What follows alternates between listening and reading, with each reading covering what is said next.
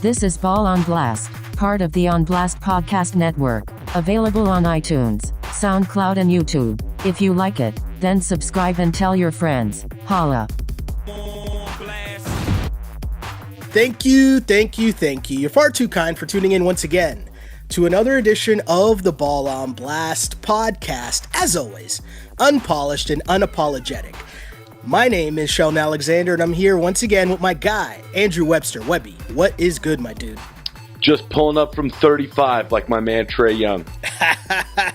Summer League action in full effect, eh, Webby? I'm, dare to say, I'm into it. Okay. I'm getting into it. I really like that kid Knox for the Knicks. He's super nice. We talked about it. The real heads know when we talked about it on our draft preview. Knox was one of those guys. I said, watch out for him because we don't know. We never really know what Calipari guys will do in the league because they recruit so highly. And now you have to make all these freshman pieces fit in such a small amount of time. You never know whose game is getting hidden or whose game is getting squashed because they got to play out of position. Knox is balling. But here's the thing. Even if you go to Kentucky, means you've got skills. True. Exactly. No, that's a great point, man. And, we're seeing his full arsenal on display so far, at least in Summer League, which, hey. I know. It's Summer League. It's Summer League. But, those Knicks fans, they've been dying for a little while. They're looking for some positivity. It looks like James Dolan is trying to make some moves to sell the team, and they might have a good young one here in Knox. A lot of interesting rumors floating around with the Knicks sale, but also, of course, because it's that time of year, rumors are high in the NBA because there's Summer League. Speaking of rumors. Hey, the main event is still the NBA's offseason. And you might have thought the drama was over because LeBron James signed in LA. You might have thought the drama was over because Paul George decided he was going to stay in OKC. But oh no, Kawhi Leonard is still a very big fish that is reportedly available. But that's not even the big news that's floating around right now. Tensions are getting high among Raptor fans as this Kawhi Leonard and Raptors rumors, Webby, won't go away, will they? No. Well, I love the way of using betting odds to really back up your analysis. I love it. And when my phone was flooded with tweets and notifications of how the Raptors shot up Vegas's odds board of landing Kawhi Leonard. Exactly, right? And so for the people that don't know, let's just roll through this whole thing because at first glimpse, I'm going to be honest, I was kind of like, wait, Kawhi Leonard to the Raptors? This kind of seems far-fetched. I don't know if to believe this. But on the flip side, just a few months ago, we were talking, John Tavares to the Leafs. Should we believe this? So basically, hey, what have I learned over the past few weeks, Webby? Anything is possible. Like a wise man. Anything is possible. Right? Like a wise man KG once said. But for this Kawhi Leonard to the Raptors thing, let's just go over with what we know, okay? Because there's different levels to this, and obviously a guy like Brian Windhorst who is plugged in, he's given credence to this. There's also a report in the Washington Post. But let's just start from the beginning and go over what we know, right? So here's what we know for sure. Ever since the draft, there's been reports from Raptors media that something big could possibly be coming, right? Right. Doug Smith, again, for those who don't know, I work on a show called Tim and Sid, and we had Doug Smith on right around the NBA draft, or just before the draft, and he said that he didn't think that both Kyle and DeMar would be on the team by the time training camp rolls around. No, hold on. That's someone that's plugged into Raptor circles, Does right? he mean that neither one or one or the other? He said he doesn't think they both will be back, as in it'll probably be one or the other is gone. Okay. That's what I took away from that. Also, we have Masai Ujiri himself saying that the Raptors are open for business. Those words came out of Masai Ujiri's mouth, right? Right. A follow-up from our guy at TSN, Josh Lewenberg, he also reported that the Raptors aren't necessarily shopping DeMar DeRozan and Lowry, but they are open for business. Yeah, they're not shopping them. All right.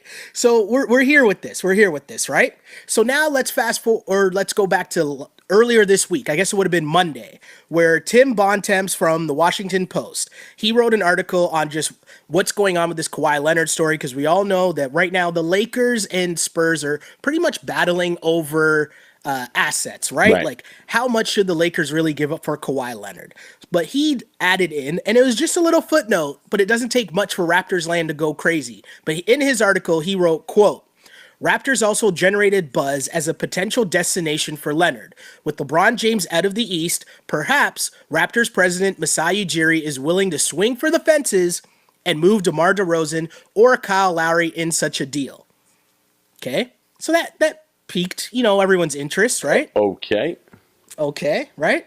So now we get into the betting odds, okay? And the site is actually Bet My Bookie, and I know that everyone's going around talking about what was it, Odds Sharks? Oh, is that what it is? Yeah, I think that's what it was. But really, they're just retweeting Bet My Bookie, and in this era of how media is transferred, right? You just get people aggregating stories, right, from another aggregator. But basically, BetMyBookie.com had the Raptors and Spurs at plus 200 in terms of being the favorites to land Kawhi Leonard next season. And then today, Mr. Andrew Webster, there's an update. Got to get the latest odds. No point in betting yesterday's odds. The latest odds were the Raptors were even money. Wow. They were the odds-on favorite at even money to be where Kawhi Leonard will play next season. And all this, just to throw it in, DeMar DeRozan happened to delete everything off his Instagram account and had an Instagram story that read, I lost it here. I thought I had it here, but I lost it. DeMar DeRozan's Instagram story, I'm going to Google it right now, but it was very cryptic, to say the least. Right. Maybe some subtext in there of what he's trying to say. But listen, the only thing with deleting your whole Instagram account is we've seen this happen with players in the NBA before and with players throughout sports. I mean, I think Julio Jones of the Atlanta Falcons did the same thing. Definitely. And definitely caused a stir. And then it came out that it was more of a message to the new Alabama recruits coming in for this year. So deleting the Instagram like you're a 22-year-old chick, listen, that's one thing. But I'm not sure if it definitely means that DeMar's getting traded. Now, so here's what he said. He said, and it was a very cryptic in terms of all black background, plain white font, says, we had some humps along the way. Now that could be bumps, or maybe it is humps. I don't know. He says, we had some humps along the way, but the reward is in the journey. I'm in my bag. # prove 'em. Again, as Webby says, this could mean nothing. Yeah. But as we've talked about week after week, once we went from Cuffs to Legend telling us about LeBron going to LA. He was right. We had the whole Wes Clark saga with the Leafs and John Tavares coming to Toronto, right? He was right. We just provide the information. And if you decide to connect all those dots and have them mean that there's something coming in Raptors land, that's up to you. We're just providing the information and letting you draw your own conclusions. But I will say this. My question, you go. What out of all of this that we just went through, what stands out to you the most? Do you think Kawhi Leonard, do you think this is a legitimate thing, Kawhi Leonard to the Raptors? Yeah, absolutely. It's definitely legitimate if they're now the even odds-on favorite to land Kawhi Leonard. Now, here's the thing, though. If you are Toronto, and we've been talking about this even before Kawhi's name started circulating around with the Raptors, we both feel that the Raptors have to do something. They have to get out of either from under DeMar or Kyle, if not both. And if you're going to get out from under one of them, why not try and turn it into a immediate positive? Rather than something almost trading a DeMar for assets, draft picks, anything like that, why not try to make a big splash, bring in a star, even if it is going to be for 1 year, and use a culture change, a reset that way. And then not only that, but it's going to pay dividends. Even if Kawhi does leave after a year, you've already put it out there that Toronto is a destination. If they were to land Kawhi, I think that it would really get Toronto out under the shadow that right now the Sixers and the Celtics have over the Raptors. Because the Celtics have made these moves in the past, and all summer, since even the playoffs were going on, we've been talking about the Sixers landing a big trade target, whether it be LeBron James, Kawhi Leonard, or Paul George. Yeah, I mean, I'll be honest. When this started coming up about Kawhi to the Raptors, I was kind of hesitant because I thought, especially when that article in the Washington Post came out, right? My first thought, honestly, was, okay, this is being floated because it really benefits everyone involved, right? So the Spurs, on their side, they're trying to get the number up from the Lakers. They want more assets. So if you put it out there that, hey, there are other teams involved that want to make moves, that can only help your case in trying to get more out of the Lakers.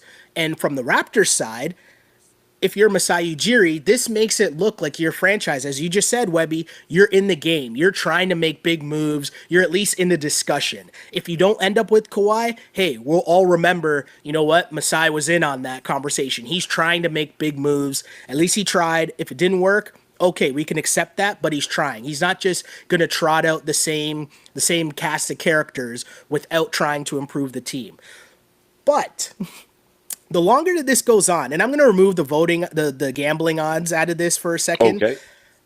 When you add in Brian Windhorst to this, like, I think where there's smoke, there's fire, right? Like, there's a legitimate conversation, because I don't think Brian Windhorst is just throwing things out there just for the sake of throwing things out there. Do you know what I mean? I feel like for him to be talking about this, and obviously, you know, the more legitimate reports that come out about this tells me that Masai Ujiri is out there trying to make moves. And plus, we heard it from the man's mouth himself. The Raptors are open for business. So who knows what the Spurs are, maybe the Spurs were trying to make the move offering Kawhi to them, right? Like, we don't know who might have initiated this conversation, let's say. So I think there's definitely something going on. Now, will this happen?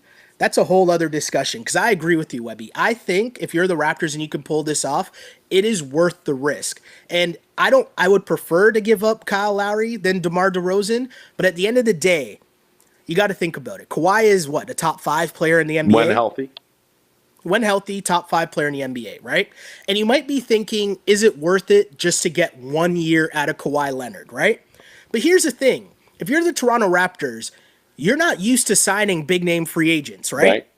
You're not even used to getting meetings with big-time free agents. Remember, it was a big deal when they got a meeting with LaMarcus Aldridge. Yes. Remember when they got the meeting with LaMarcus Aldridge? That was considered to be a big deal. So if you think about it, what's the better move here if you're Masai Ujiri and you're trying to make a pitch when you struggle to get into the room with a lot of these big-time superstars? Well, you would have a year-long pitch meeting, right?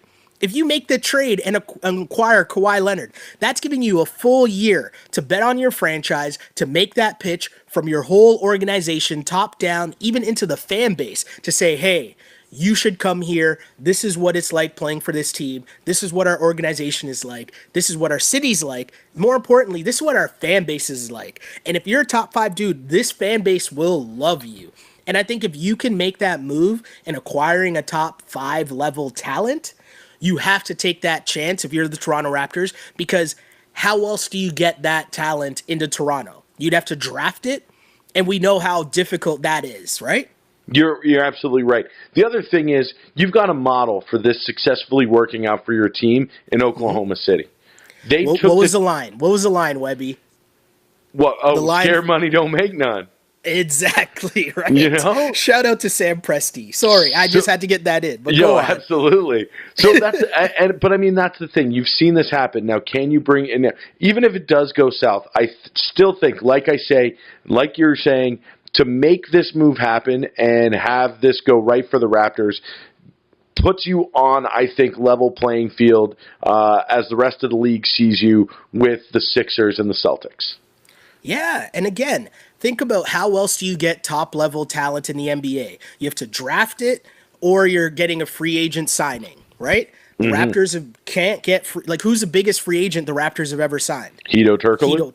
right? So, and an old ass Hakeem Olajuwon. Yeah. So you can't rely on free agency. You can barely get a meeting. It's not like you got a meeting with LeBron James. You wouldn't get a meeting with even Paul George. You probably wouldn't get a meeting with Kawhi Leonard. So how else do you get a meeting with Kawhi Leonard? You trade him. And now your pitch meeting lasts a full year. Now, the only thing that I would say, though, is that if this backfires and you don't get him, then you're now losing DeMar and or Kyle. You're not going to re-sign them. Yeah, and I think that even this conversation and the way that it's circulated around Toronto media, now it's become a story in Raptorland. This is now, and like you see, we're talking about DeMar DeRozan's Instagram post, and I'm sure we're going to be dissecting his Instagram post in perpetuity if this doesn't happen. Because his emotional well-being is now going to be something that's on the front of the mind of every Raptors fan. No, you're totally right, Webby, and you're right. There is a huge risk in all this, right? But at the end of the day, after this upcoming season, Kyle Lowry and Serge Ibaka are basically going to be expiring contracts, right? Like, I don't think they're going to be at the level that's worth what the money value is of their contract, right? Is Kyle Lowry going to be worth 31? I mean, is Kyle Lowry worth 30 million this upcoming season? I don't think so. But then add that to another year, right? So if you can get out of that contract now, you take that chance. That's worth the risk of 1 year of trying to keep Kawhi Leonard. I think you make that move if we're talking about trading away Kyle Lowry and whatever other assets. Now, DeMar DeRozan, that's where I kind of stall on this whole thing, right? If there's one moment where I paused in this whole thing, it was seeing someone for the Bleacher Report put out a potential trade offer, right? That consisted of, I think it was DeMar DeRozan, Pascal Siakam, who was it? Pascal Siakam, OG draft picks for Kawhi Leonard and Danny Green, basically to fill up and make the salaries work, right? Oh, yeah. So if you look at a deal like that, where you're giving up you're getting Danny Green, Kawhi Leonard for DeMar, OG, Pascal, and picks for that 1 year, that's tough because that is tough. You're walking away from DeMar, who is the only star to re-sign with your team multiple times and long term, the face of your franchise, right? Arguably the best player in franchise history. You basically need Kawhi Leonard to re-sign, right? That's a tough L to take if Kawhi doesn't re-sign. I understand the risk, but that's a tough risk to take with arguably the biggest franchise player that you've ever had in your history. Again, if it's Kyle, I take that chance, and I basically say you can have Kyle and whatever else on the roster that's not DeMar and picks. I'll take my 1 year chance of trying to pitch Kawhi Leonard. Let's do this. That would be my offer. Here's my thing, is that if you bring in Kawhi Leonard, you're not the favorite in the East. No, but you know what? I'm confident. I'm confident, a lot more confident going up against. Here's the thing, Webby. If you tell me you traded away Kyle, right?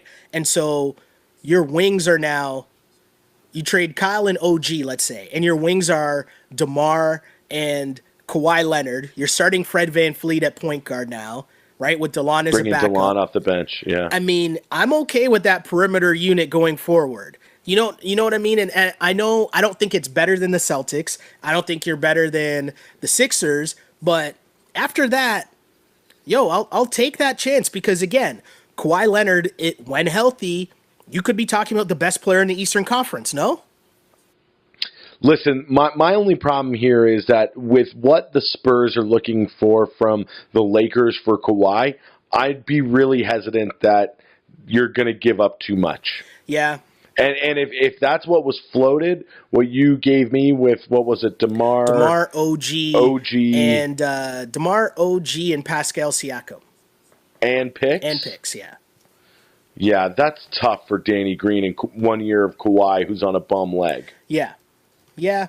I mean, you know what you are doing in that instance, Webby? You're banking on the fact that hopefully, much like what happened with the Paul George situation. Remember, because the Paul George situation, Indiana was hell-bent on not sending him to the Cavs. They didn't want to send him to the Cavs. They didn't want to send him to the Eastern Conference. And so when the offer came up from OKC, they jumped on it. They were happy with the haul, but they probably could have done better, but they were so just focused on getting him out of the Eastern Conference. So if you're the Raptors, maybe you just sit back and hope that the Spurs are kind of feeling the same type of vibe where they're more interested in getting Kawhi Leonard out of the West, and they don't want to see him on the Lakers because that's been one of their rivals forever, as we know. And, hopefully that's a thing where the Raptors can take advantage of that situation, and maybe you don't have to give up as much as the Lakers did. And I know I don't want to get too far into this, hypothetical to get Raptor fans too hype, or maybe we're already there because people are buying into the betting odds. And something I wanted to mention about the betting odds, Webby, okay? People unfamiliar with how gambling works, the gambling odds are not based off what's most likely to happen. The gambling odds are the gambling odds are based upon where they can get money on either side of the bet, right?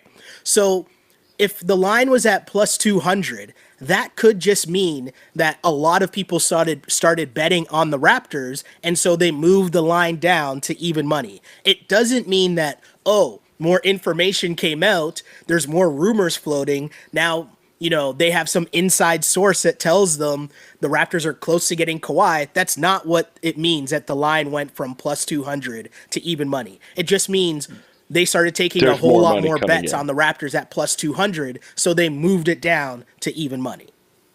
Does that make sense? It makes sense to me. Because I don't know if people understand that. I think people just think Vegas knows something. And it's that's not yes, but that's not necessarily how gambling lines move. Right. But yeah, I just went to double check what my guy here, Tyler Conway, wrote in the Bleacher Report. He said the likeliest potential trade package would send DeMar DeRozan, OG, and Jakob Poeltl. Sorry, I messed that up. I said Siakam. So he said it would be DeMar DeRozan, OG, Jakob Poeltl, along with a pick to San Antonio for Kawhi Leonard and Danny Green. One or the other. They're both. That's the thing. I'd rather keep Pascal than Poeltl, but that's just me.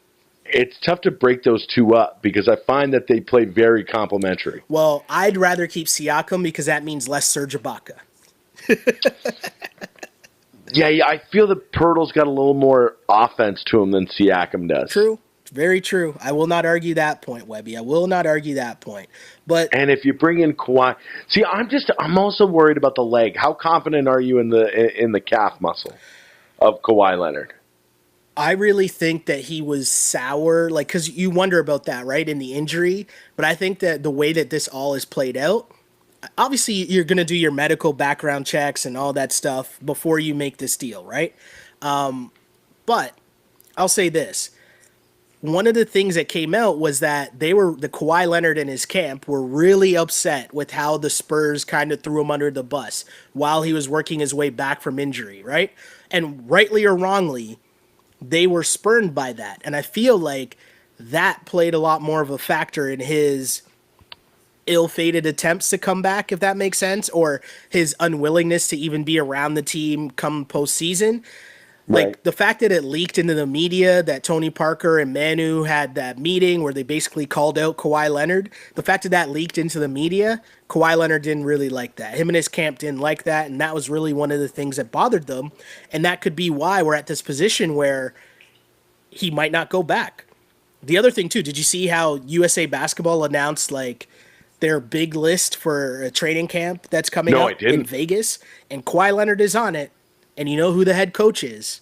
It's Pop. Greg Popovich. So this story isn't going anywhere anytime soon. So here's my other thing about Kawhi joining the Raptors. Mm-hmm.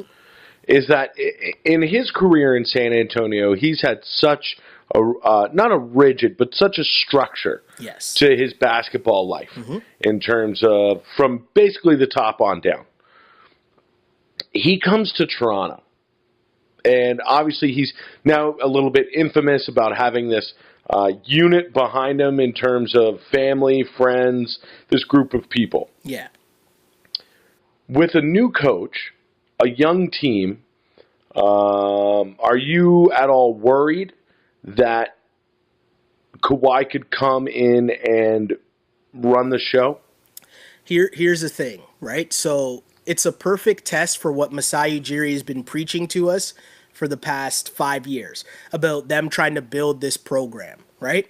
And you mentioned it doesn't seem like it would be a program anymore if Kawhi is allowed to come in and honestly hold the power of the situation there, because he knows that he's got the Raptors kind of over the barrel with what they give up for him and the fact that he's only there potentially for a year. Someone today made the comment earlier about could Kawhi's uncle be like asking for Vince Carter's mom's parking spot?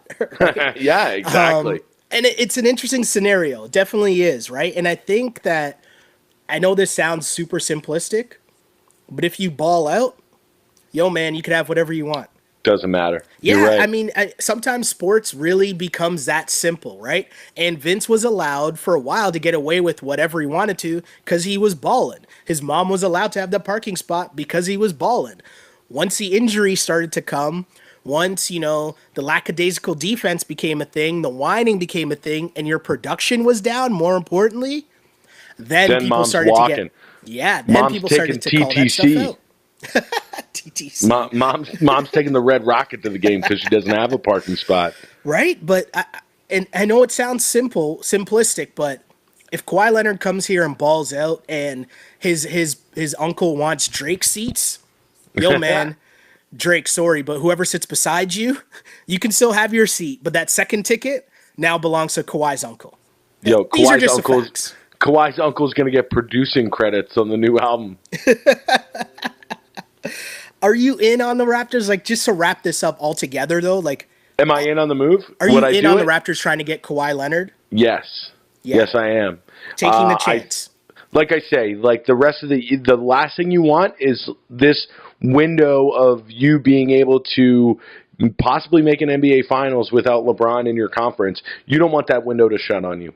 And we've been talking about it since the end of the season. They need to do something because the Sixers are trying to do things and the Celtics have already done them. And getting Gordon Hayward back is going to be like adding a big piece to them.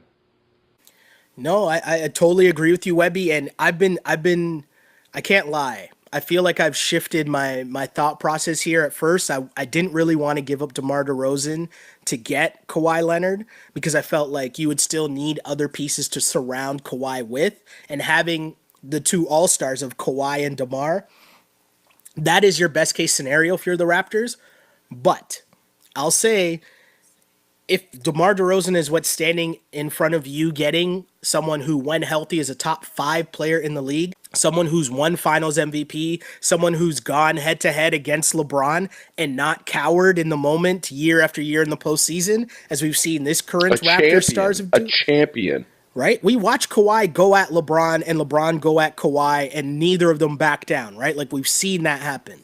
So if DeMar DeRozan's what's standing in your way of getting a season-long pitch meeting to get a top 5 talent in the league, you got to do it at the end of the day. Whatever it takes, bring in Kawhi Leonard, take your shot for 1 year, and, hey, figure out another way that you can trade or upgrade and get another star in and flip this around. And hey, man, maybe I'm just hype off the OKC magic that scared money don't make no money, but... You never know, right? You never know. I love it. Sam Presti. Shout out to Sam Presti. Shout out to Sam Presti, man. If Masai makes that trade and says that at the press conference, I'll get so hype. That would be the best thing ever. Listen, the other thing, too, was last week you mentioning the Carmelo thing and then it happening the day after.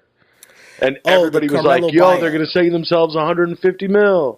Yeah, the Carmelo buyout. Like, there are people, hey, as I said, part of what we try to do on this show is just inform people, right? So I spend a lot of time on Twitter, deep diving, trying to follow the right people and get as much information as possible to be informed when we have these conversations, but also to give the people the information that's out there, right? And so when we find that information, we try to put that out there for you so we're all ahead of the curve when we're talking ball, we're talking shop. So when the Melo thing happens, if you listen to the Ball on Blast podcast, you're not surprised.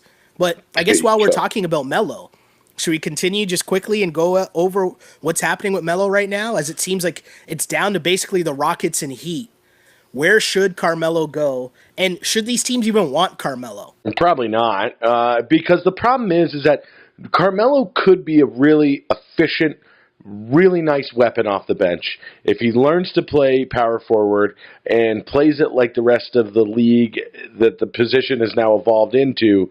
He could be a dangerous piece, but the problem is that it doesn't seem, especially if you look at his history, that he has any interest in doing that. Yeah, the thing that I really don't understand, Webby, is if I'm Carmelo, right?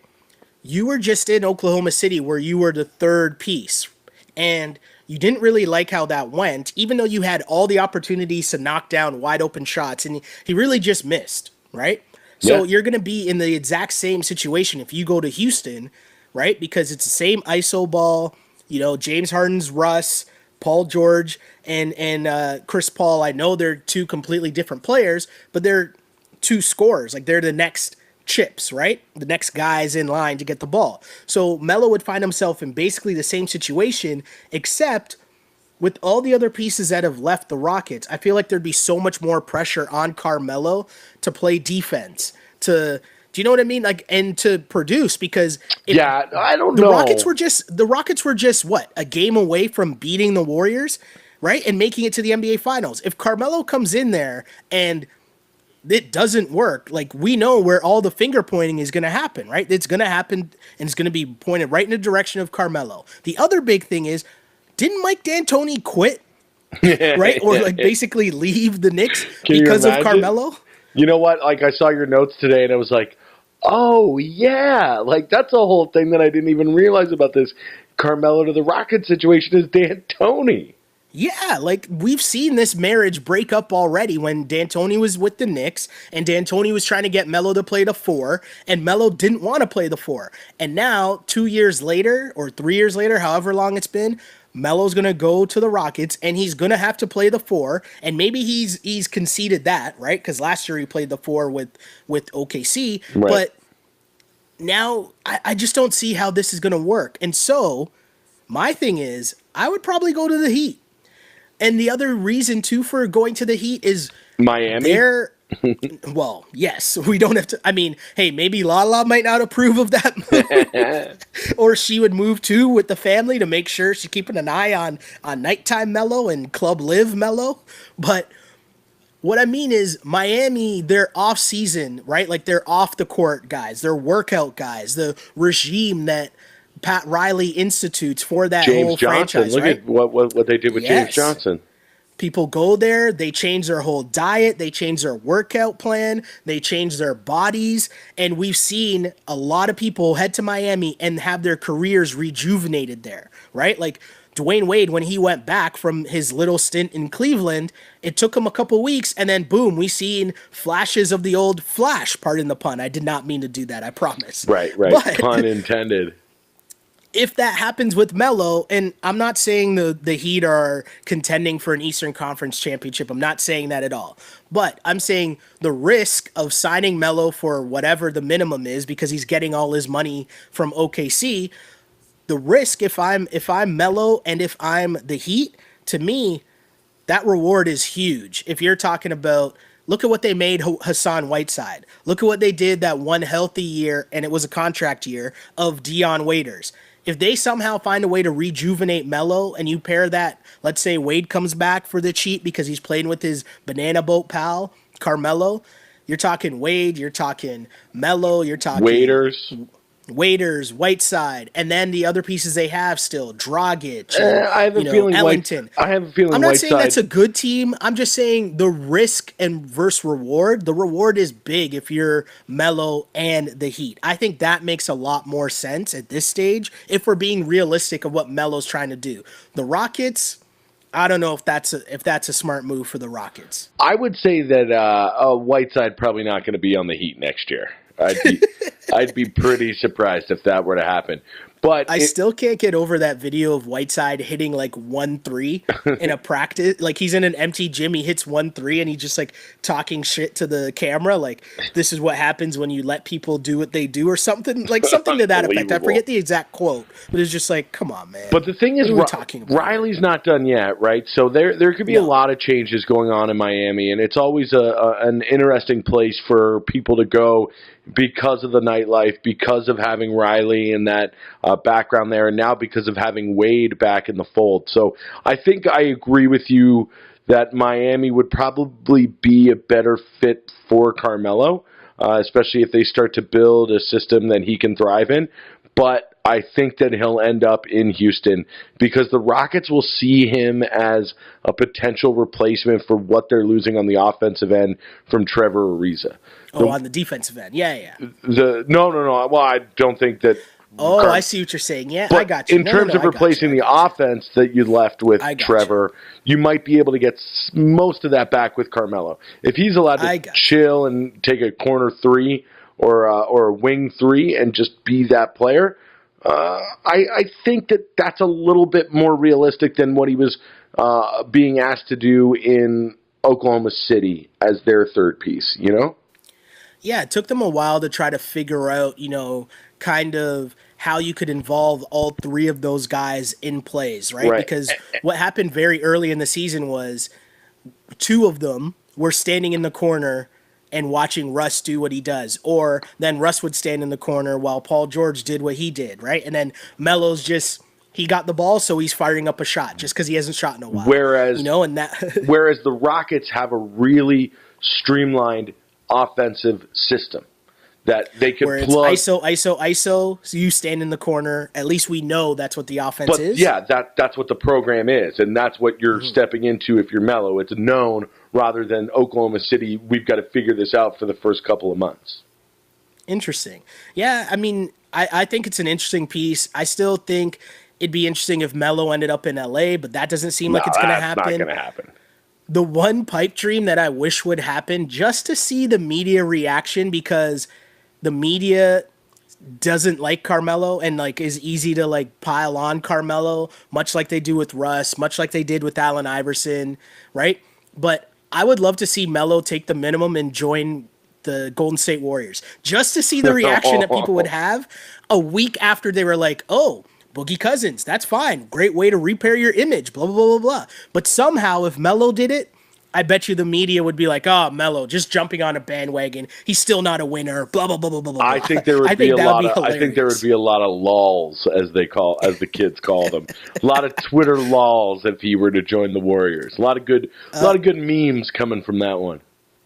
Well, Mr. Andrew Webster, funny that you would mention social media lulls, as the kids would say. Oh, my God. And we are, of course, talking about the Golden State Warriors and one Mr. KevinDurant.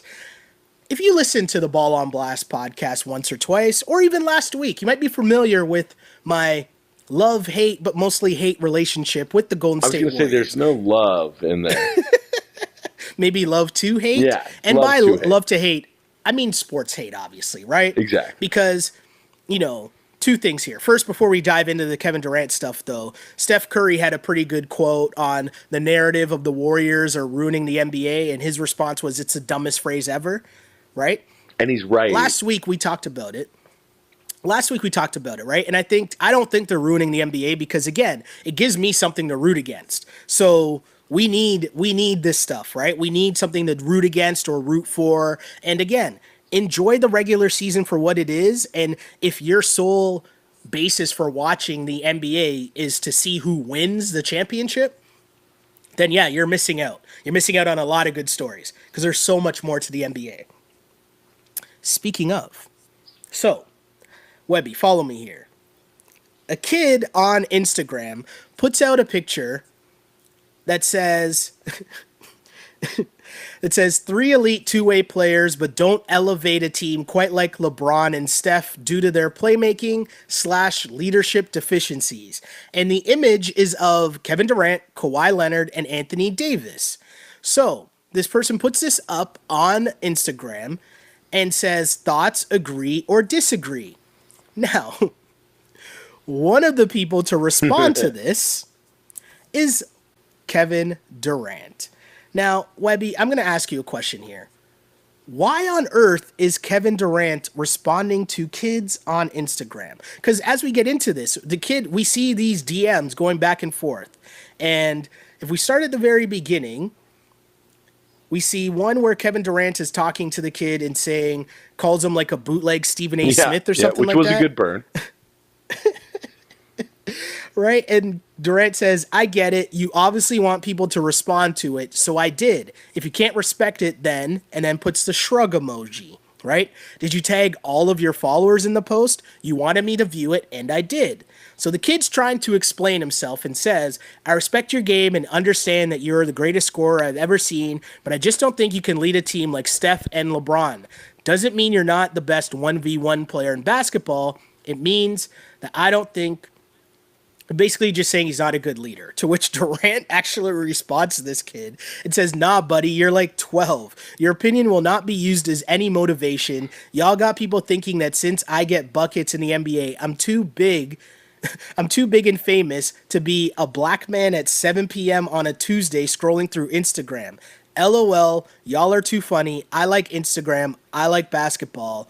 You gots to be tripping if I'm not going to chime in every here and there. LOL, ha.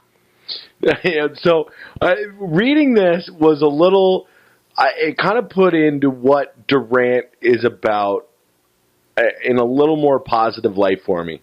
I was really one of these people who was really down on Durant for hopping on people's and creating the fake accounts, things like that. But man, this is how you do it. Because I'll tell you what. I'll tell you what, man. He made that kid's life. 100%. That is something that kid will never forget, ever, ever, ever. All right? And just the fact that Durant even calls himself out on it, he's like, listen, I'm just a guy on 7 p.m. going through Instagram. Every once in a while I'll drop in and tell you that you're bullshit here or there. I think that's awesome. And I think I think it's a lot better than what he was doing with the fake accounts and saying, "Oh, why don't you lay off Kevin Durant?" I think it's so much more real, so much more honest, and so much funnier that it's just him. Like, "Hey, buddy, just wanted to say that you're dumb for saying this. I don't care that you're 13. You're putting this out here and you're putting my name on it. Of course, I'm going to look and I'm going to call you out." I think it's great. So here's the thing. I feel like we're grading this on a sliding scale, right? So I've heard this where people said exactly what you just said, Webby, that, hey, this is better than what he was doing when he was making up the fake Twitter accounts and responding to people. And while I agree, this is just a different level of lame. Because why are you responding and going back and forth, especially once you find out that the kid is like 17 years old, like a little kid? Why are you going back and forth and actually arguing with a kid on Instagram? No, that makes no sense. No, that's even better. What do you have to gain out of this? That's even better. It'd be weirder if it was like a 40-year-old man, or even if he was responding to something that Stephen A. Smith or Colin Cowherd said. I think it's way cooler that he did it with this 13-year-old kid. You know what we got to do, Shelly, is that when you post this on Instagram, you've got to at Kevin Durant. You got to. You got to. Does Kevin Durant have a SoundCloud page? Because if he does, we got to tag him. That would be the coolest thing. It would be the coolest thing. Oh, man. Here's the thing I don't understand, though, Webby. This is what I don't get, okay? If you're going back and forth with people, right, to call them out and tell them they're wrong, and you're calling them trolls, isn't this just encouraging more trolls to come at you? That's a good point, is because now in this day and age that we live in, now everybody who posts anything is going to at Kevin Durant, right? Just because it happened with this kid and the amount of coverage that it got. So, yes, I do agree with you, but I think that I still think that in this case, I think it's really cool of Durant. I think that it really makes him a little more normal and makes that behavior, like, I understand it a little more. He should have just been doing this all the time as Kevin Durant, just being like, hey, I see you're talking shit. It's Kevin Durant. I just wanted to tell you that you're wrong. Have a great day. Okay, so I got an idea for you, Webby. This just came to me, and I'm definitely going to at Kevin Durant with this whole conversation we're having right now because I have an idea for him. And so when they do this, I want to see if they credit the Ball on Blast podcast, because here's what he really should be doing, right? Because, hey, I love Instagram too. I understand, hey, we spend a lot of our time now in 2018 scrolling through comments on Instagram, going to the next thing over and over again. I totally understand that. But if that's what you're interested in doing and you like interacting with the fans, what Kevin Durant should do every once in a while is, we know that they're all trying to come up with their own different media outlets, right? Like, I think Kevin Durant was trying to push his YouTube channel. We know LeBron has the Uninterrupted, right? So here's what Kevin Durant should do. He should do his own, basically, Jimmy Kimmel reads mean tweets segment. That's what Kevin Durant should do each and every week. And he should do it on Instagram Live.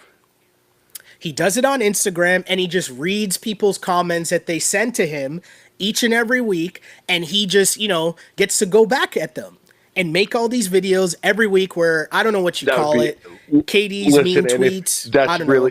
KD in the comments, and he just reads all the people that add him and he goes back at them. Maybe he hires a comedian on the side that's a writer for him, that, like, he has an intern that gets all the tweets for him, and he has like witty responses. So by the time he tapes the video, here's boom, what he's got to do. Him reading the comment. He's got to be consistent with it. So it's like every Saturday morning at 8 a.m. Pacific Standard Time, you're going to get the Instagram story that's going to go on for 5 minutes of Durant just roasting people.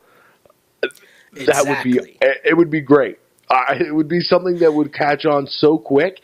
And just like that, you would see other athletes start to catch on and start to do this and take their image and their message into their own hands. Here's the thing. KD in his feelings, KD in his comments, something like that. KD I don't know. In his feelings, but maybe he does is really funny.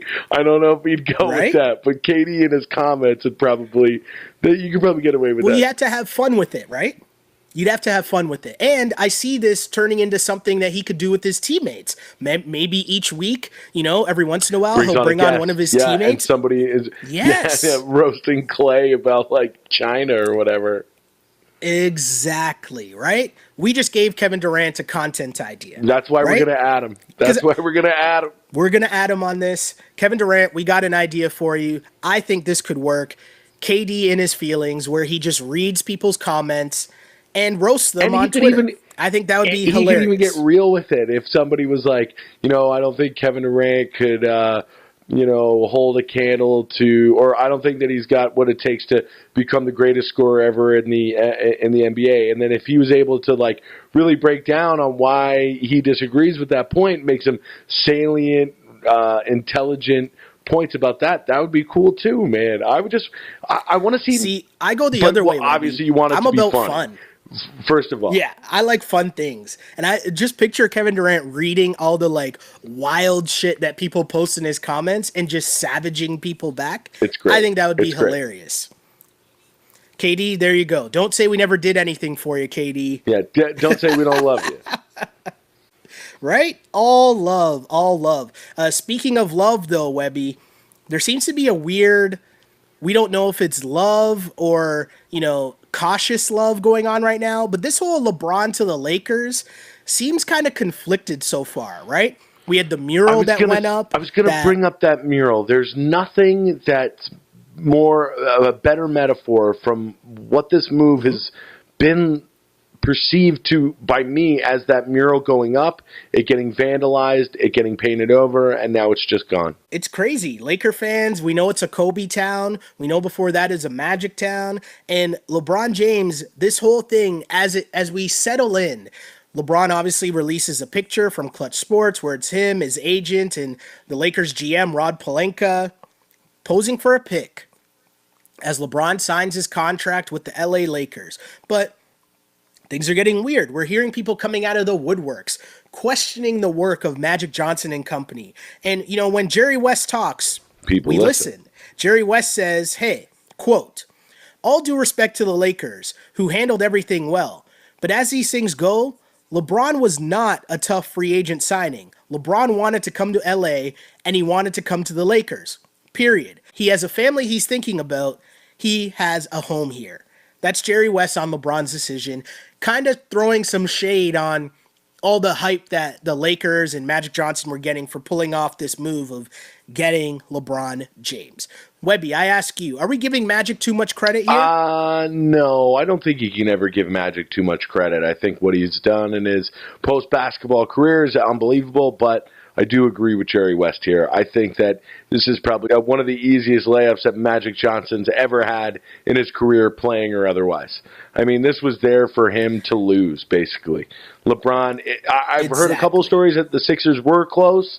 I don't know how much I believe that. It did seem like it was pretty much a done deal as soon as really as early as last year that this was going to happen and it was going to go down. So I do, of course, listen. Like you said, when Jerry West talks, we listen. He's the logo for a reason, right? And that's why we listen, is because he's usually tapped into stuff like this. So I do think that it was pretty easy get for LA.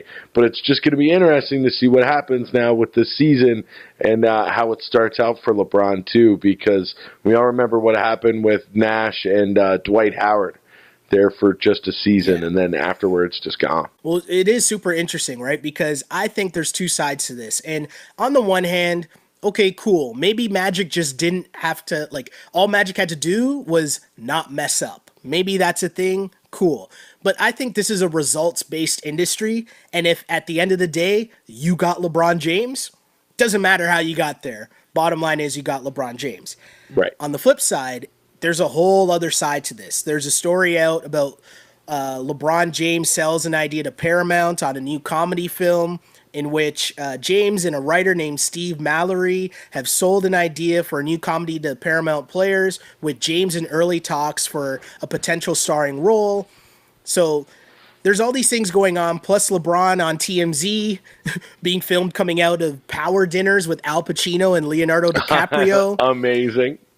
So there's a lot going on, and we know, again, LeBron has a family, which Jerry West mentioned, and I think this is a huge part of it, right? And if you follow LeBron on Instagram, you saw this week that, you know, his family was, his sons had a bunch of friends over, and they're having like a pool party, and his son's like dancing before he jumps into the pool. And as I'm watching that, and LeBron's like gassing the kids, right? Like, it's so funny. But as I'm watching that, all I'm thinking is, I don't know if you could do that in Cleveland, right? Yeah. But you could do that in LA year round. Yeah, and you can do that in Cleveland for like a week. Right? But if you're talking about moving to LA and you can do that now year round, plus, you know, I really think that this move had a lot more to do with LeBron setting up his post-career, right? And if you can start funding that post-career while building relationships in LA, of course you do it. And I think that's a great move for LeBron. I'm interested to see what kind of projects they have going, because his production company, there's a lot of things they're working on. They got like a doc coming out with what's the Super Size Me guy? Morgan Spurlock? Is that his name? Yeah, good pull. He's in talks with LeBron's crew to look into like the education system and like the youth programs in Akron, Ohio, where LeBron's from, like a documentary working on that. There's talks of LeBron and Channing Tatum trying to partner and work on stuff. Like, there's a lot of things LeBron James has on the go with his production company already. And so to me, it's super cool to see all these things happen while he's still playing. And the basketball side of it, it's like, yeah, LeBron's a confident dude, and he thinks you put him on any team, that team's making the playoffs, and they're going to compete, and they can win a round in the NBA. So it's interesting. It's interesting to see, but I like it. But I want to ask you, Webby, what do you think of the Rob Pelinka's comments where he said a lot of the moves that people were questioning, I'm paraphrasing here, but a lot of the moves that people were questioning in terms of Lance Stevenson and Rondo and Kentavious Caldwell-Pope, like all these guys that people are saying, wait a second, these aren't the traditional shooters that we're seeing. Rob Pelinka's answer was, you're not going to out Golden State, so we're going to try to beat them with toughness and defense, and that's kind of their game plan. That's what him and LeBron and Magic all talked about, and that's kind of their game plan going forward. It's not to just sit around with shooters, but they want to play defense and kind of rough up the Warriors. What do you think of that plan? Yeah, and I mean, that's a little what I was talking about last week with this move to LA for LeBron, is that we were speaking through the regular season and through the playoffs about how much LeBron was taking off. I mean, because he had to do so much on the offensive end that, of course, he was taking some defensive possessions off. His average rate of speed on the court was the lowest in the league because he had to do so much on offense. And now, as he doesn't necessarily have to be the facilitator and the creator, maybe then you think that a lot of that energy he can refocus onto the defensive end and become a real, in his older age, just a nasty lockdown defender. And that's what I want to see from LeBron. I want to see him be the best defensive player on the court night in, night out. And I know he can do it because we know he can do just about anything he wants to on the court. Yeah, for sure. And the one thing that I think people are losing sight of, because we're so focused right now on what the Cavs. Wow, I still haven't gotten used to LeBron on the Lakers. But we're so focused on what the Lakers roster is right now in terms of what it could be come playoff time. But the other thing is the way that they're building this team and when they're talking about taking down the Warriors, let's not focus so much on the regular season, right? Because the regular season, it's basically just going to be make sure LeBron's healthy, make sure, Rondo's healthy, get everyone acclimated. Hopefully the younger guys develop. These moves to me are for the playoffs. And we know that playoff basketball is a lot different than the regular season, as Raptors fans should know, right? Of going at LeBron for how many straight years. But the grind of what the playoffs are, right? It's not going to be just all about can you run and gun and shoot with the Warriors. It's about pushback. It's about nuts. It's about heart and effort and not backing down. And we know Rondo probably thinks that he's better than Steph. Is he better than Steph? Obviously not. But in his mind, he believes that. Lance thinks that he's better than LeBron and KD. You know what I mean? And you need that in the playoffs. If you have hopes of beating the Warriors, you need to believe that you can beat the Warriors, whether it's right or wrong.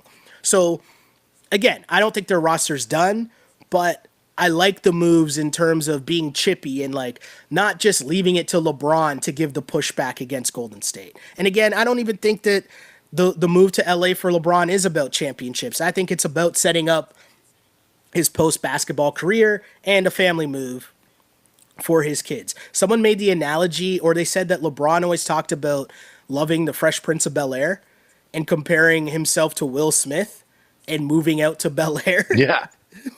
Right? I think that's kind of like an interesting parallel to make, right? I think that's super interesting and kind of cool, right? And maybe that's what he's thinking in terms of giving his kids that life, right? So, hey, I don't know. Seems kind of cool. But one last thing I want to do LeBron-wise here, Webby, is I don't know if you caught on to this, but we talk a lot about Dave McMenamin, who is one of the great Cleveland. He's been a Cleveland beat guy following LeBron for a while, but there was a 3-man podcast on ESPN. I heard about this. So it was Dave McMenamin, Joe Vardon, and Jason Lloyd of The Athletic. And these 3 guys have covered the Cavs for the past 4 years. Completely locked in. And as we talk about, one of the things we talk about, because I'm super interested in this, right? I obviously work in the industry. But I'm super interested in terms of good reporting, right? And I love hearing good stories from good reporters, because there's a lot of juice that they might have along the way that they can't really come out with because it doesn't really fit into a story, but also it's not enough for an actual story at the time. But now when you can be reflective because LeBron and Kyrie are both gone, you got a lot of these little nuggets that you had along the way that now, in terms of a full-on story, look back, there are a lot of things here. So I want to play a little game with you, Webby, okay? All right, shoot. We'll go from 0 to 5, and 5 being the most petty, okay? So I want you to tell me where each of these things rank on the petty scale, right? Because these are, again, notes from a podcast that these beat writers did of information that they've gathered over the last 4 years of covering the Cavs, okay? Okay, so 5 on the pettiness scale is top. Is the top level of petty, right? So, immediately after the 2016 championship, someone important in LeBron's camp told Vardon that LeBron's next plan was to go to the Lakers to play with his friends. Vardon believes that friends part meant the Banana Boat crew. So, while this was going on, Kyrie never made a strong relationship within the Cavs organization / front office, both before and while LeBron was in Cleveland. Kyrie didn't like Mike Brown because Larry Hughes, a client of Kyrie's agent, already had a bad relationship with Brown, and there was also a serious debate within the Cavs to choose Dion Waiters over Kyrie Irving at one point. So Listen, Kyrie, that's a choice that's my first question. Kyrie not really getting along with the front office because of Larry Hughes having the same agent and because of a beef with Dion Waiters. Level of petty there, Webby. I put it at a 2. A 2? Fairly low. Okay, cool. Next thing. Kyrie didn't like Tyronn Lue. I give it an extra point because of besmirching Dion Waiters' name. Okay. Kyrie didn't like Tyronn Lue very much, especially after Lue told the media, quote, players need to put their brands aside, meaning Love and Kyrie need to stop worrying about endorsements and trust LeBron to lead the team. Ty Lue admitted to McMenamin that Kyrie has treated him like a stranger since day one and that it's impossible to break through to him, which may have been why Kyrie made those remarks about the coaching styles this year and why he was so much praising Brad Stevens because of his quote-unquote dislike for Ty Lue's love of LeBron. Yeah, I give this a 1. I don't call this very petty. I call this true. Ooh, okay, I like it. Ty Lue was LeBron's guy. He wasn't the team's guy. He wasn't Kyrie's guy. And if I were Kyrie and that were to happen right in front of me, I'd be a little salty as well. So I don't think that this is very petty. I think this is probably more true than anything. I actually agree with you. And shout out to David Blatt, by the way. We always forget about David Blatt. Yo, fallen soldier, David Blatt. Right? Next thing on the petty scale. So, Kyrie did not appreciate LeBron's questions directed at him. McMenamin was writing a story about LeBron's improved three-point shot, but Kyrie was annoyed when he approached him about any noticeable changes in LeBron's technique. The media also made a deal about LeBron wearing the I Can't Breathe shirts, despite Kyrie being the first Cav to wear it. All 3 reporters believed this clearly bothered Kyrie Irving. This is getting up to a 4 for me. Okay. It's like, honestly, and like, you know, almost a 5 because, bro, it's like, it was a great gesture, but you don't do something like that to get the credit. If anything, exactly. you want LeBron to wear the shirt because he's the biggest star on the planet. Exactly. And if he's wearing it, then something successful is happening with the cause that you care about. Exactly. Right? You should be wearing the shirt for the cause. And obviously, you have to realize that LeBron being maybe, arguably, the most famous athlete in the world, maybe behind who? Ronaldo and Messi? Ronaldo. Right? Shout-outs to Juventus for getting Ronaldo. Yes, shouts. But you know what I mean? Like, this is the level of petty for me here is 5 for sure, Webby. I agree with exactly what you just said. You're supposed to care about the movement of the I Can't Breathe t-shirts, not the fact that LeBron got credit for wearing it when you did it first. That is super lame.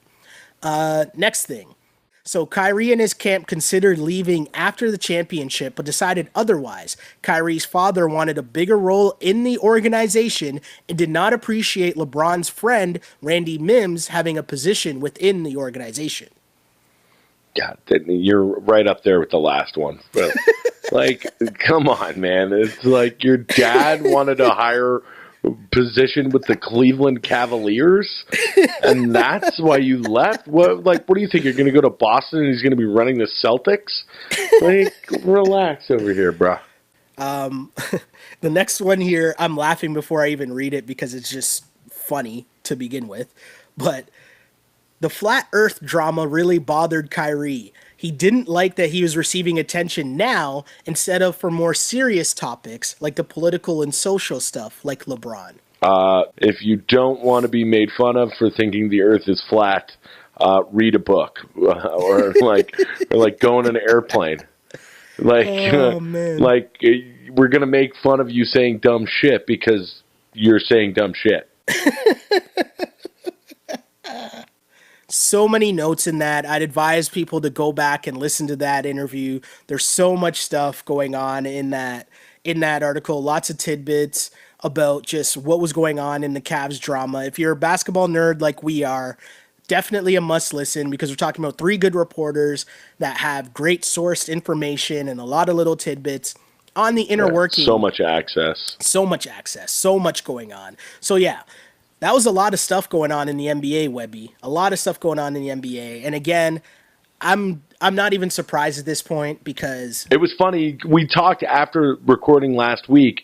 Like, are we going to have enough to talk about next week? Like, maybe we'll wait a week. And then it was like, I saw the Kawhi Leonard betting lines, and I was like, okay, so we're going to do this on Thursday. Okay, that sounds good. So good, Webby. And you know what? Something else that spawned a lot of talk from last week's episode was our discussion on Drake's Scorpion album. And, you know, maybe it garners a little quick ask on blast here.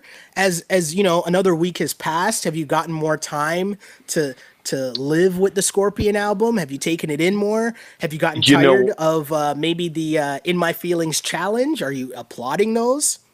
KIkI. So my friend, my best man at my wedding actually is from Philadelphia, and he texted me a very good question. Who is KIkI? Oh, so we found out that KIkI is actually Keisha Shanti. That's who the internet is saying. Do you remember Keisha Shanti, Canadian pop star from back in the day? So the story goes that supposedly her and Drake were like that was his first like serious girlfriend. I guess while he was Degrassi Drake and she was like the up and coming R&B star. And for those hockey fans, right, remember Keisha Shanti as being engaged to or was dating Sens goalie Ray Emery. That's right, Ray Emery, yeah. Yeah, Keisha Shanti was also host to 106 in Park, right? Remember that's a thing too?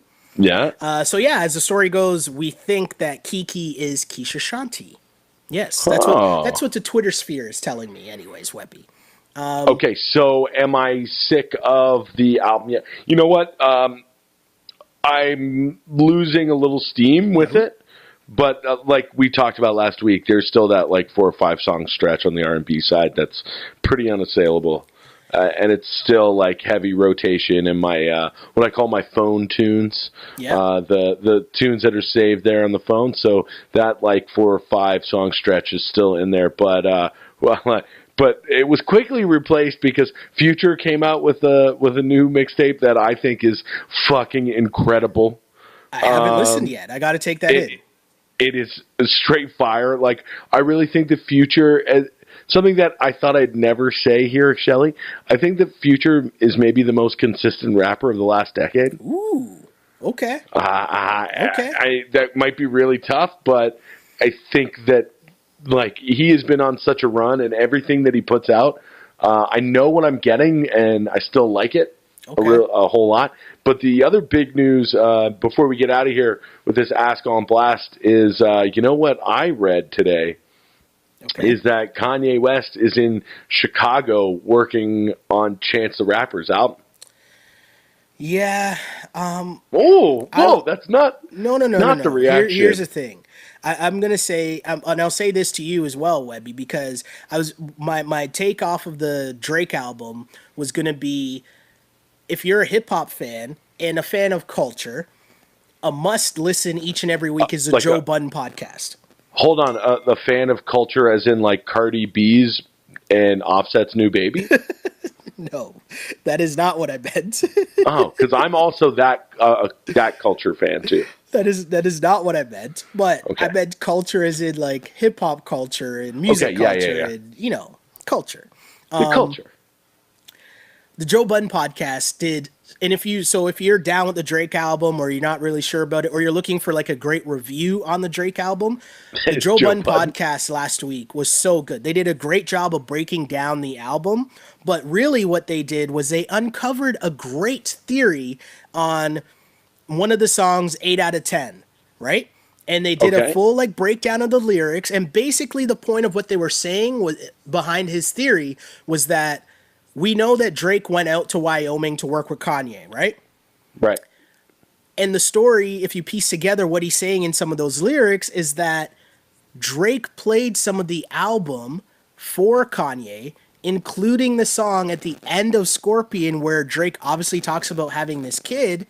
And then Kanye turned around after Drake left and gave said information to Pusha T. That's dirty business.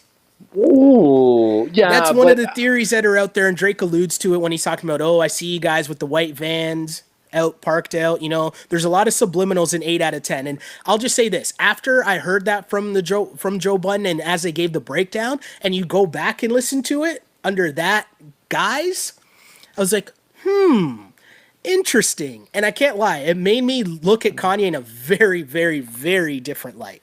Yeah, that's it was interesting. Funny. Recommended listening that we try to give you each week.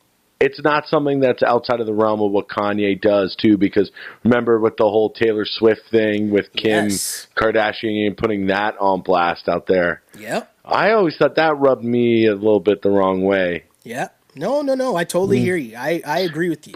But listen, as long as he's not talking and making the music, especially for Chano, I'm down with that. I want to hear that. I mean, here's the thing. I'm here to find out and see what a Kanye Chance the Rapper album would be like. I think that would be kind of cool. In terms of Scorpion, I still kind of have the exact same feelings, you know? If I took another week to listen to it and see if anything sort of bumped up to me, you know, and 8 out of 10, as I just said, has a different feel to it for me now. So I get it. I have a different understanding of it. But yeah, if we're talking about the rap side of Drake's album, Webby, we're only really talking about, I'm only going to give up, 8 out of 10s.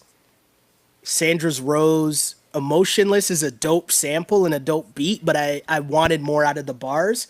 But yeah, I'm still on what you were saying last week about that B-side, and, Nice for What is still banging for the whole summer. Ratchet Happy Birthday still gets me going. It's funny. Ratchet Happy Birthday is maybe one of the best songs I've heard this year. It makes me laugh. I can't lie. It makes me laugh. And it's a good song. But just that whole little run there that they have, and of course the In My Feelings challenge is everywhere. And if you haven't seen it yet, I think Will Smith officially won the In My Feelings challenge. Better than Swaggy Peas? Yes. Like, if you haven't seen it, right, go to it right now and watch it, because he went next level shit to it, and I think it's over. Well, between him and Sierra, because Sierra. I think I've told the story on this podcast. I interviewed Sierra once on a red carpet at the NBA All-Star game, and you had to change afterwards. She has the softest hands. She shook my hand. Wow. And she has the softest hands of any person I've ever felt in my life. I don't know what kind of Carrie lotion she has, but when she shook my hand and she said, "Oh, hi, nice to meet you," I was like, nice to meet you too. And I don't stumble. I don't get nervous. I don't care. But I was just like, holy shit, Sierra is dope as fuck. Yeah. But yeah, her In My Feelings. Yeah, her In My Feelings challenge is pretty good. And obviously, as a Niners fan, I'm a Russell Wilson hater. Yeah. But I can't hate on him for that at all. But Will Smith, next level. Okay, so I'll let you guys watch that. We'll end the pod on that, Webby. How about that? End the pod on Beast Mode 2. That's the name of the mixtape. Speaking of Sierra. Oh, okay. Okay, yeah, that's what Future called his mixtape? Yeah, man, and it's pretty fucking fire, man. I'm in. I'll give that a listen this week, and you know what? We'll still give a listen out to all the good music, because this has been a dope summer for music. All told, I'm still banging Pusha T. Oh my God, Pusha T's album is still fire. That album is getting bumped still. I was on Random, and that's the first album that I started with my phone tune. So that's the one that I started kind of towards the beginning of the summer, and the When You Know came on. And I think I hit repeat on it twice. So I had to go back, because that's definitely the best beat drop of the year. It's so good. Just when it drops, I just want to fucking put my head through a wall. Yeah, it's so good. And to bring this all the way back around to basketball, like we always do on this podcast, LeBron's back into his Instagram stories of workout videos. Yes. And what was he bumping to today while working out? It was Pusha T's album Pusha T's Daytona album was getting bumped. So what was it the other day? I thought he had something the other day. And I was like, ooh, that's interesting that he would use that. Oh, he's rapping Biggie earlier this week. That's what it was. It was Biggie. Yeah. He's rapping Biggie earlier this week, and I was like, oh, okay, all right. Because he's old like us. True. from Biggie to Pusha T to LeBron James and everything else in between, pretty much sums up what we try to do here on the Ball on Blast podcast, right, Webby? But if the people want to message you about any of those things or your Phillies, where can they hit you up? Big win against the Orioles tonight. They hung on. You can find me tweeting about the Phillies at awebster84 on Twitter and on Instagram. And you could find me, Sheldon Alexander, on Twitter at Shell Alexander, on Instagram at Sheldon Alexander, and of course, shout out to all our people on YouTube watching, enjoying the videos, like and share with your friends. Subscribe on iTunes, rate us on iTunes. Oh, Webby, someone in the comments was getting at you for your Drake takes last week. What? I was like, okay. See, unlike KevinDurant, I don't read the comments. Well played, Webby. I'm just going to stop there. That's how we should end this. As always, until next week, we are the Ball on Blast podcast, unpolished and unapologetic. Until next time, see ya. Peace. This is Ball on Blast, part of the On Blast Podcast Network, available on iTunes, SoundCloud, and YouTube. If you like it, then subscribe and tell your friends. Holla.